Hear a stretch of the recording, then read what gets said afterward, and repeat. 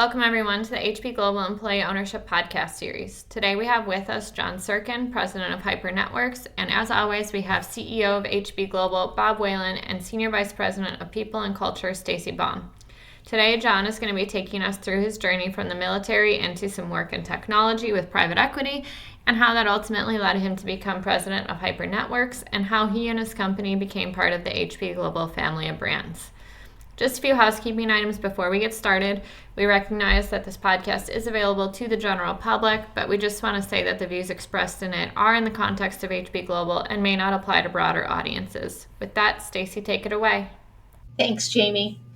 Hi, John. Hello. We're very excited to have you here with us today, and anxious just to hear a little bit about your journey of where you started in business and how you got here to HP Global. So can you walk us through a little bit of your early years? Sure. Yeah. So I started my career in the military. I got out of high school and went straight into the Army. I ended up being in the military for 9 years total, but I was in a couple different jobs there. Really, I grew up in a small town, wanted to find a way out of that small town, and the military was like the fastest way for me to do that. So I joined the Army, went into the infantry. I spent 4 years there, and then I'll say realized that wasn't the job for me. Ended up reclassing and going into a job called psychological operations, which is a really fun job. And so I got to do that for 4 years, but it was really, I'll say, akin to a marketing job. There was a lot of IT elements to it, and there was a lot of making, I would call it propaganda, but coming up with products that we could use to help try to influence people. So there was a good psychology aspect to it as well. I was a Korean linguist at that time, so I was assigned to the Pacific Command, which my area was mostly in Korea. So I got to do a lot of travel related to that, and it was really like a fun experience for me. I got to a point in my military career, though, where it was time for me to either go be a drill sergeant or a recruiter, just because they have a very defined path for what everybody has to do, and I wasn't really excited about doing either one of those things. So I decided to get out after 9 years, and I kind of ended up taking a job on a whim at an IT company that was in Michigan, and I had lived in North Carolina at the time, so it was just like a random across the country thing that I thought would wind up being a temporary job for me. But it was with a company that did IT consulting for small businesses. So they did a lot of like phone systems, servers. This was pre cloud applications, right? So it was a lot of like physical servers stacked up in buildings. And did that for about a year and a half, but that company wound up getting acquired by a telecom company that was pretty large. So the telecom was around, I'll say, 1,300 employees at the time, and had probably 30 or so offices across the U.S. And the goal with that acquisition was really to turn the IT work that we were doing into a revenue producing business unit. And the thought was that while this company was spending a lot of time doing commercial installs at businesses, hospitals, doctors' offices, that kind of thing, that they could upsell those guys on IT services. And so we did that for a few years, and then as that company got to growing, we wound up in a spot where that company was acquired by private equity. And so that sort of changed the leadership structure of the company quite a bit. The owners of the company had a little bit of a feud and a falling out, and that led to the private equity sale. The private equity guys came in, and really the goal was to make that company that I worked for a platform and do a bunch of bolt-on acquisitions to it. So in my role at the time that private equity got involved, I believe I was the CTO of the company. And as a result of just being in that position, I wound up in a spot where I was spending a ton of my time dealing with acquisitions. And some of these were acquisitions that the private equity folks had essentially just thrown over the wall at us. Like, we didn't do due diligence on them. We didn't talk to these companies ahead of time. We were just told, hey, here's this acquisition. Go figure out how to integrate them. Now, we later changed that. That recipe didn't work well, obviously. But just with that position, I wound up in a spot where I had spent a lot of time inside these companies that we were acquiring, because the IT element of it was so central to kind of what we did. it sort of just naturally moved me into operations. And I wound up in a spot with the private equity team there where I served both as the COO and the CEO of that company, prior to essentially breaking it up and selling it. I mean, it went through what wound up being a 7-year investment cycle. We broke that company up and sold it. And sort of on the tail end of breaking that company up, there was a brand new project we had just started in the Carolinas, for a fiber provider that was, I'll say, in its infancy. It was $2-3 million worth of work. And so I cut a deal with the private equity folks to essentially allow me to take over that business, to deal with, buying some assets, moving some contracts with the customer. Left the private equity and started with what is now Hyper Networks. So Hyper Networks was formed, really, I'll say, from a subcontractor that worked for us at that company and me joining. And we started that company, oh boy, 5-6 years ago, and started with 5 employees. Grew very, very rapidly. I mean, I'll say in the first 3 years, we grew from a handful of employees to a spot where we had 120 employees. And we did it so fast and so wrong that we were kind of in a spot where things were really in shambles, right? I mean, we didn't have a lot of the back office processes set up that we needed. The owner, my partner that I was dealing with, wasn't in a spot where he was capable of managing or dealing with a business that large. And we were kind of in trouble. Like we didn't have enough working capital to grow, but we were in growth mode. And our business is one where working capital is a requirement just to operate. And, it's extremely, like, it's imperative that we have working capital when we're in growth mode because of the time it takes us to get paid for the work that we do. So I started realizing that we needed to find a solution that essentially got my partner out of the business. And I had approached some of the folks that I had worked with before, both from a private equity standpoint and, just some investment, some banking, some industry folks that had done acquisitions and roll-ups. But I was essentially looking for someone to buy my partner out of the business at the time. I ended up meeting the folks at HB through a mutual acquaintance in one of those companies that's in the telecom business. Ended up meeting Bob, and that's how we kind of wound up in a spot where we ended up doing this acquisition. Yeah, so that story's a little is interesting from our standpoint because Hyper Networks is actually very different from how we've handled that from our other transactions. I got a call, I don't know, 3 or 4 years ago from my brother Jeff that said, "Hey, if I could find an acquisition, would you be interested in investing in it or what?" I said, "Sure, I'd be happy to." And so, fast forward a year or so, I have this, potential for us. And so we started looking at it, really from an HB Global standpoint, but there were a couple things that made it not a good acquisition for HB Global. First of all, as John talked about, kind of the infrastructure behind the company, at the time, just they did not have good financial data. Really, the buyer was going to take a relatively large risk because you really didn't even know financially what you were getting. And so we ended up, doing the transaction, outside of HB Global, where I just did it personally.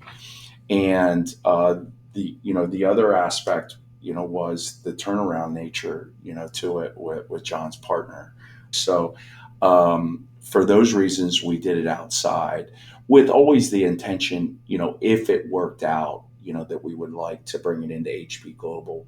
And we really saw ourselves as being a holding company that would diversify away from mechanical contracting in other businesses. And just lo and behold, it all worked out, over the couple of year period. We got good financials together. We got in a much better position from a working capital position, over the 2 years. And we're able to bring it into HB Global. And we're really excited, now to have Hyper Networks part of our business. And it's one that's not exactly the same as mechanical contracting, but has a lot of the aspects, that allows, us to deploy the experience that we've learned in our business, to Hyper Networks. And I think, we're continuing over time through John's leadership of, professionalizing the business and really bringing, a lot of the best practices of operating a business to Hyper Networks. I really enjoyed listening to your story, John. I think that it's a really good path and a lot of accomplishments in just the first part of your career. So that was really interesting. And Bob, I think the difference of how Hyper came into the HB family of companies is also great and aligns really well with your passion around getting as many employees to be employee owned as possible. So there was a good strategy to figure out a way to transition to an Yeah, we're really excited about it, and it also offered us, an opportunity to go back to our roots to be really entrepreneurial. We're much more professionalized now than when we were 15 years ago. By the way, we're taping this on October 1st. We've just completed our 15th year of being an ESOP, and we're really excited. And it's Employee Ownership Month, so it ties into that. But it gave us an opportunity, to do that. And I'd like to say we knew exactly how this was going to play out, but we really didn't. It's made sense in the long run that we'd be 2 years in and be in the place that we are now. But just a really fun, thing, for us to get involved in and create more employee owners, which is really what our passion, is about, our mission, as a company to do that. And we're really excited about what it's doing for us at Hyper Networks. And John, your history touches on a lot of different experiences, from military culture to private equity. What would you say the differences are? What did you learn of similarities or differences between military culture, private equity culture, and now being part of HB's culture? Yeah, so it's funny. I mean, I think when I was in the military, I felt like by the time I got out of the military and worked for a company that actually had to make money and, had a mission centered around being profitable, that they would have everything figured out, right? I think in the military, you have a very defined path for kind of what's next and what everybody's job is.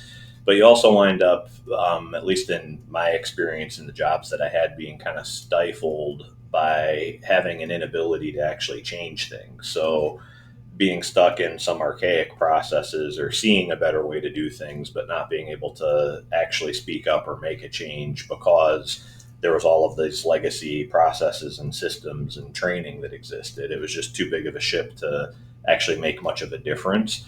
And so the surprise for me when I got out was realizing that, one, private companies don't have it all figured out and everybody's kind of figuring it out, right?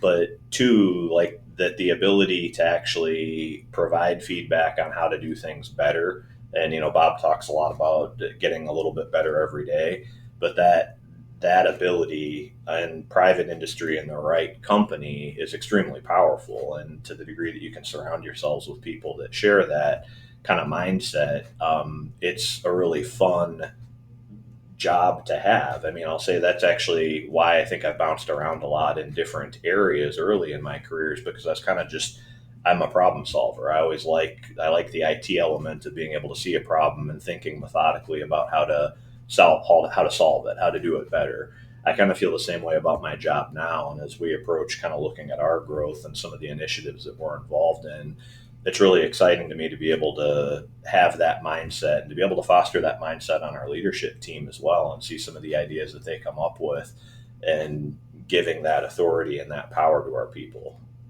John, since the acquisition, I know Hyper is a newer company of HB Global.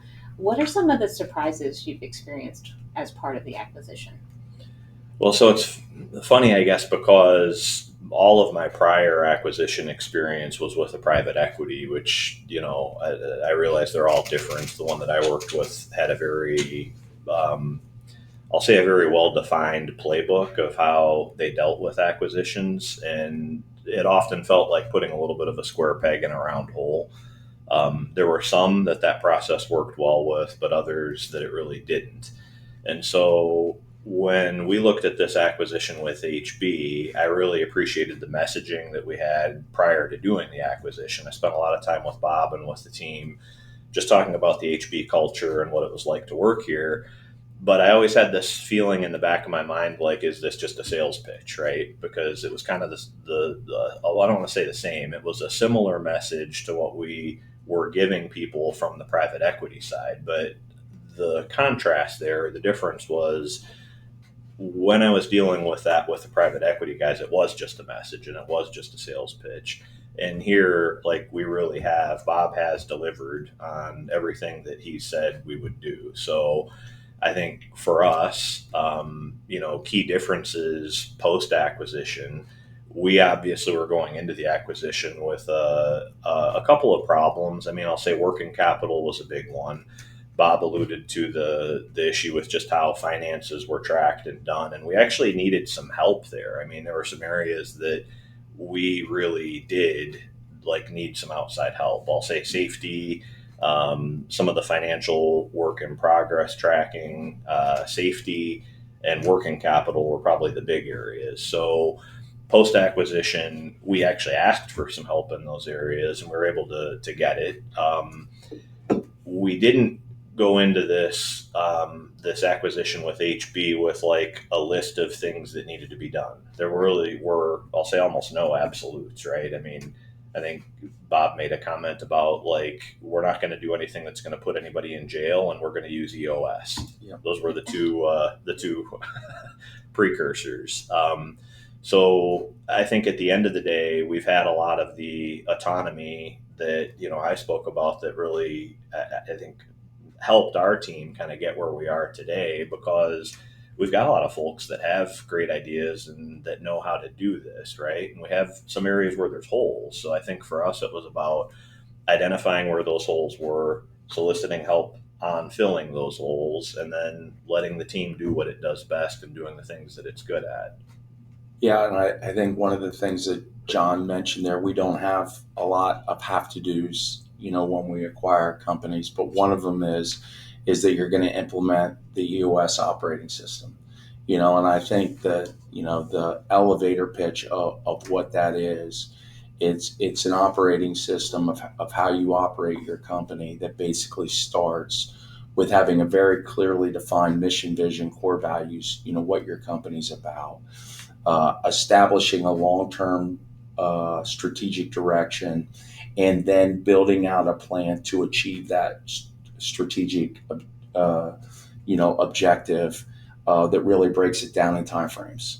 So you have a 3-year plan, and then you have what you want to accomplish in the next year around that. And then you have quarterly rocks that you do. And then there's what's called a level 10 meeting that meets, once a week, where you have issues and you're checking them off, with really the point being that when you take on an issue, you're solving it permanently. And there's other aspects to EOS that are really important, involving, issues like getting the right people on the bus, and everything around that. But it's one of the few things that we say, to all the companies we acquire, you're going to use this. Now, not everybody, we call it EOS Pure, Right. and so there's facilitators of the EOS system, and they will, consult you on doing it in what's an EOS, pure way. And for the large part, we follow that. But we're not as concerned about that is from a big picture standpoint. This is the system, that we operate so that we can track, and John, talks about the scorecards that they have now, the things that they can track their business and whether they're making progress, as we talked about, just getting a little bit better each day. And that's really our objective. I think with that too, though, if I could just add on the EOS side, for us, I'll say when we were first told about EOS and really actually looked at it in my mind, I was like, oh, this is going to be another one of those, corporate rah-rah go team things, right? I'd been involved in some of the Franklin Covey stuff before at other companies, and 4 disciplines of execution. And a lot of these programs are pretty similar. I read the book. I had my leadership team read the book, and then we sat down afterwards as a team and kind of talked about it. And for us, it sort of blends what I was talking about with the autonomy and the absolute requirement that we use EOS, because while there was a directive that we needed to use EOS, there wasn't one on how we did it, and there wasn't one on exactly like what that meant. How far in the organization did we deploy it? Did using it mean reading the book and having a meeting once a week, or did it mean like going all in with the whole company? That was really left up to us. So after the leadership team met and read the book, we ended up meeting with some implementers just to sort of interview them and see whether or not we thought it would be a good fit for us. And I got to say, for us, it really fit, just being the perfect thing at the perfect time, because pre-acquisition, we were living so hand to mouth. The job was always putting out fires, right? We never really sat down and talked about strategy, aside from how are we going to make payroll next week. That was like as strategic as the conversations got. So the process did really force us to sit down and look at, like, where do we want to be in 10 years? What do we want to be when we grow up? And realizing that that's a really big pie in the sky kind of, dream, but then saying, okay, well, what do we need to do in 3 years to get there? And if that's the 3 year plan, what do we need to do this year and this quarter and this week? And so being able to distill that down into small things and then push that down to the organization. Everybody at Hyper Networks today has a quarterly state of the company meeting that the leadership team leads, where we talk about what the goals and initiatives are. And they're not all just financial ones. It's not all just about gross profit and net profit. To say what we want to accomplish this quarter. We talk about what we accomplished last quarter versus what we said we would. So there's accountability there. And then that's pushed down. Everybody in the company knows what the core values are. They know what the mission of the company is. They know what the 1 year plan, the 3 year picture. We're transparent about it. And that was a stark contrast to before the acquisition, where, folks hoped they were getting paid next week. And that was their communication from the leadership team, is that they got paid. Yeah. Well, I think one of the misperceptions about HB Global is because we spend so much time talking publicly about being employee focused, and it's really around being a great place to work.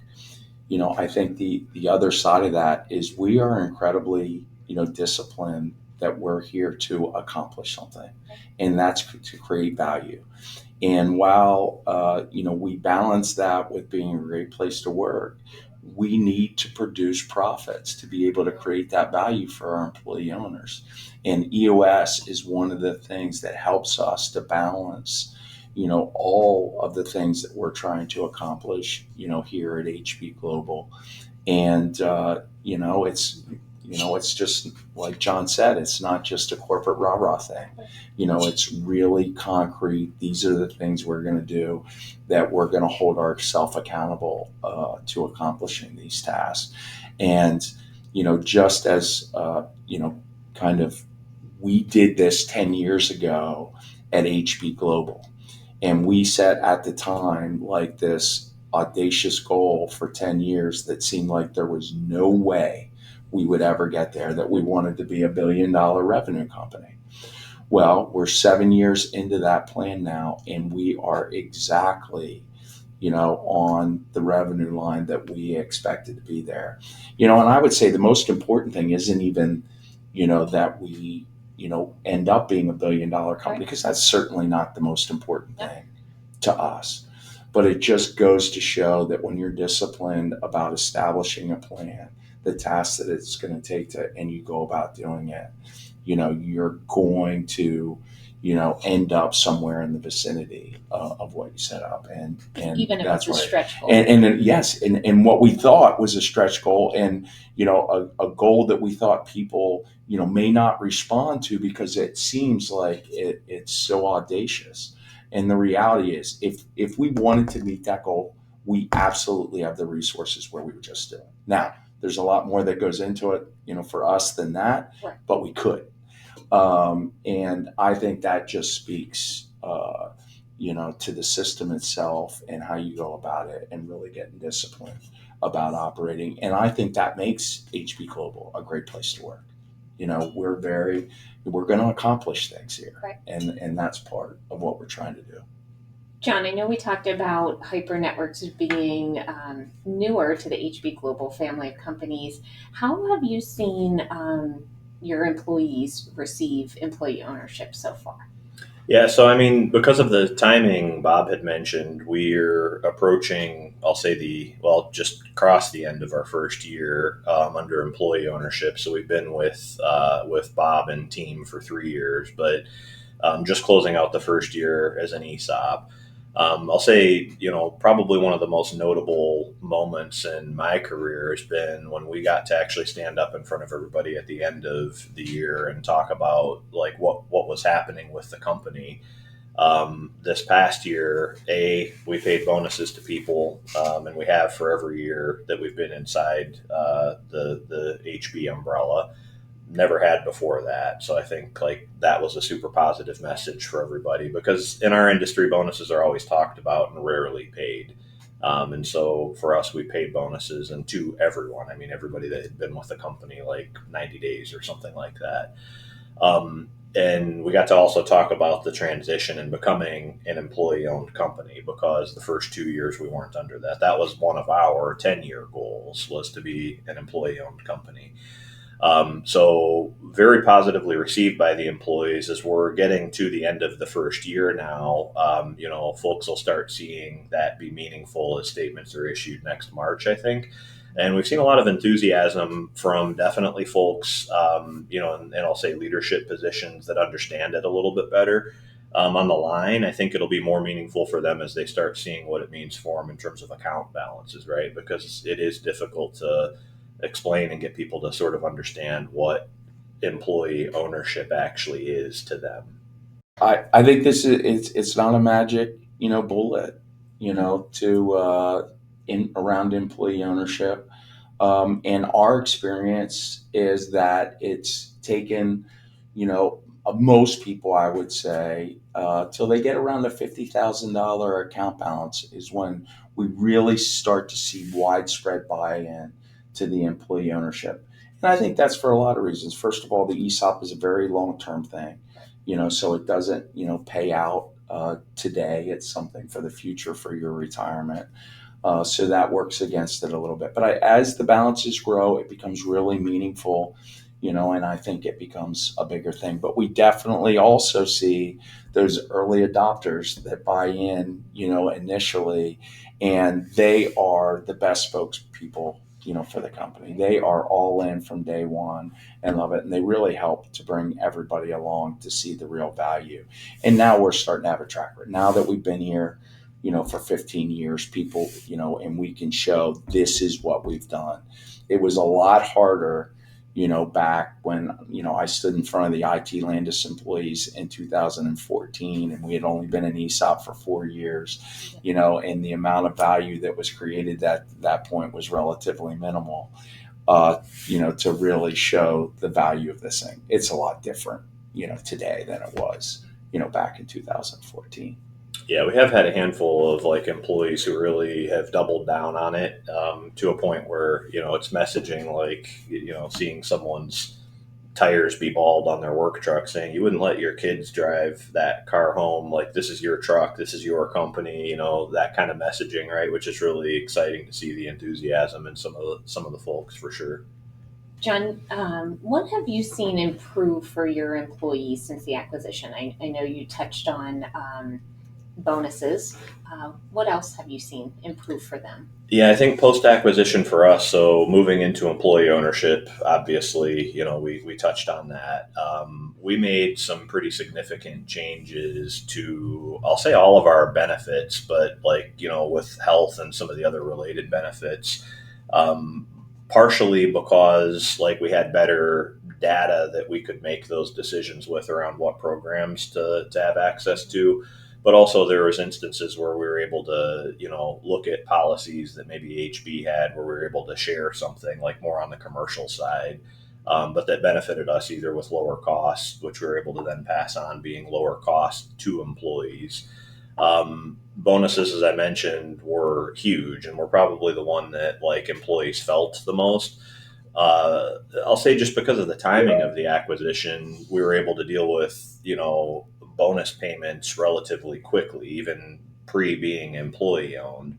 The company had a few decent years post acquisition, and I think sharing in what we were able to create those first years with the employees like really meant a lot to them, because like I said, it's always talked about in our industry, and if bonuses are paid, they're generally really haphazardly paid, where an owner decides, person A is going to get this envelope of cash and person B is going to get this. And I think in conversations with Bob, it's very much been that if anybody's going to get a bonus, everybody's going to get a bonus.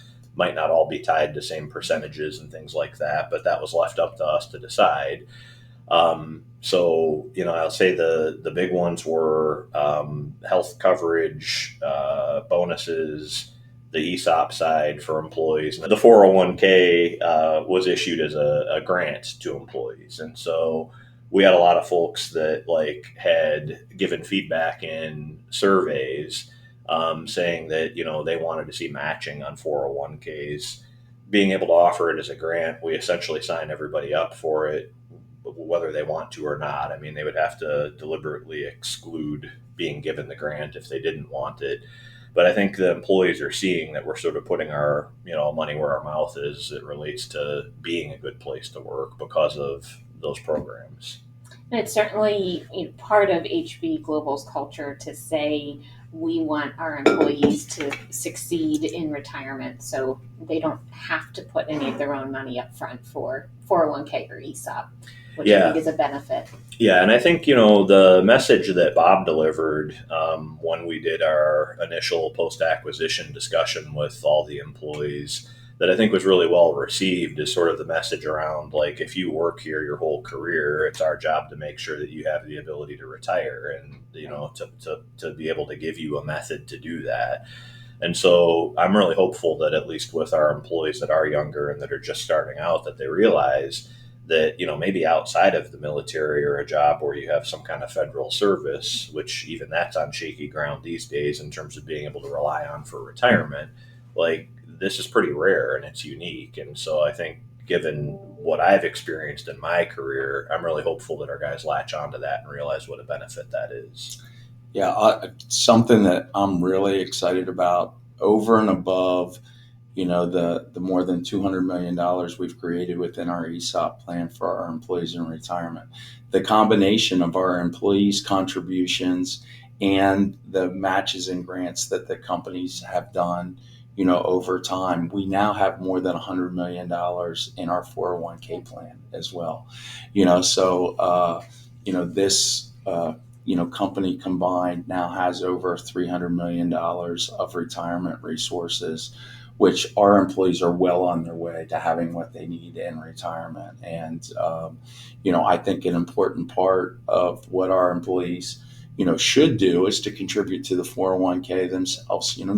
The ESOP plan is not guaranteed. It's based on our company thriving.